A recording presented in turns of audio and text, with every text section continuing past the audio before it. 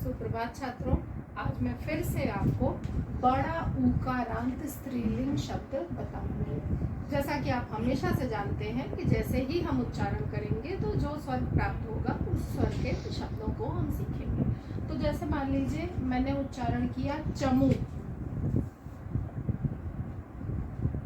चमू का अर्थ होता है सेना, ठीक है।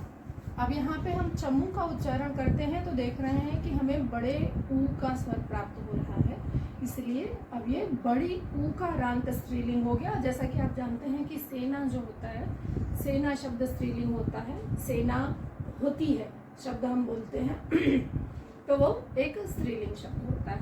इसी प्रकार से भू शब्द, भू का मतलब आप सभी जानते हैं भूमि। और तीसरा शब्द है वधु, जिसका अर्थ हम सभी जानते हैं बहू। वधु का शब्द, वधु एक संस्कृत शब्द है, उसका हिंदी अर्थ है बहू। तो चलिए मैं आपको वधु शब्द का रूप याद करना सिखाती हूँ। चलिए शुरू करें।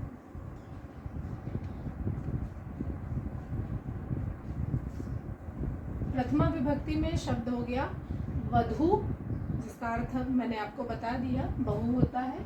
वधो यानी कि द्विवचन हो गया, यानी कि दो वधुएं, और बहुवचन वध्व यानी कि दो से अधिक। अब द्वितीय विभक्ति में हो गया वधू, वध्वो, वधू। तृतीय विभक्ति में, अब बच्चों तृतीय विभक्ति में हो गया वध्वा, वधूभ्याम, वधूभि।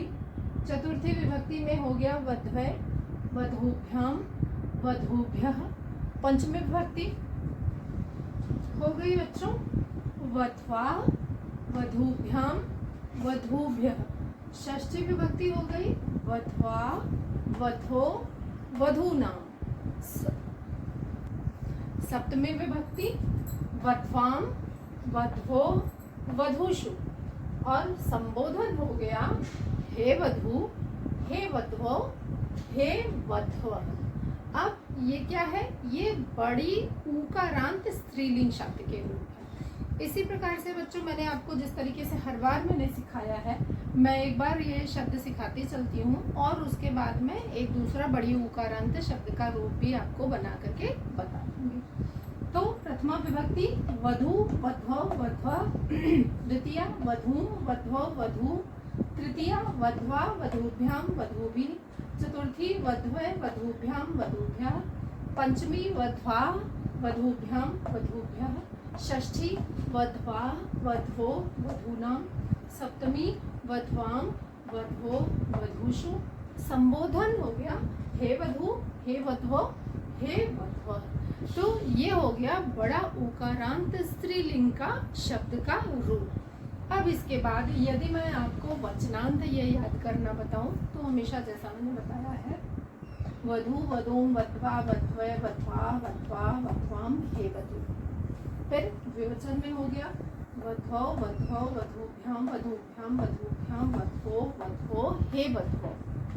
फिर बहुवचन में हो गया छात्रों वध्वः, वधू, वधूभि, वधूभ्यः, वधूभ्यः, वधूनाम, वधूषु, हे वध्व। इस प्रकार से ये बच्चों बड़ा ऊकारांत स्त्रीलिंग के शब्द हो गए। अब मान लीजिए मैं एक और शब्द ले लेती हूँ, जैसे भू, वो जो कि आप लोगों के लिए आसान होगी थोड़ा उसको बोलना और उसको याद करना। आप भू का अर्थ भी जानते हो और भू का रूप मैं आपको बता दे रही हूँ। तो भू का रूप क्या हो जाएगा? भू, भूमौ, भूमः, भूम, भूमौ, भूमः, भूम्वा, भूमिभ्यां, भूमिभिः, भूम्वै, भूमिभ्यां, भूमिभ्यः, भूम्यै, भूमिभ्यां, भूमिभ्यः, भूम्याः, भूम्योः, भूमिनां, भूम्यां, भूम्योः, भूमीश, हे भूमि, हे भूम्यो, हे भूम्यः। इस प्रकार से ये सारे रूप हो गए बच्चों। तो आशा करती हूँ ये रूप भी आपको याद करने में आसानी होगी। और जिस तरीके से मैं आपको बताती हूँ कि आपको यदि आपको आसानी से याद हो जाए तो एक बार आप मुझे ज़रूर बताइएगा, ताकि मुझे ये पता चले कि मैं जिस तरीके से आपको सिखा रही हूँ आपको रूप को याद करने में आसानी हो रही है और आप अच्छे से सीख पा रहे हैं। धन्यवाद बच्चों।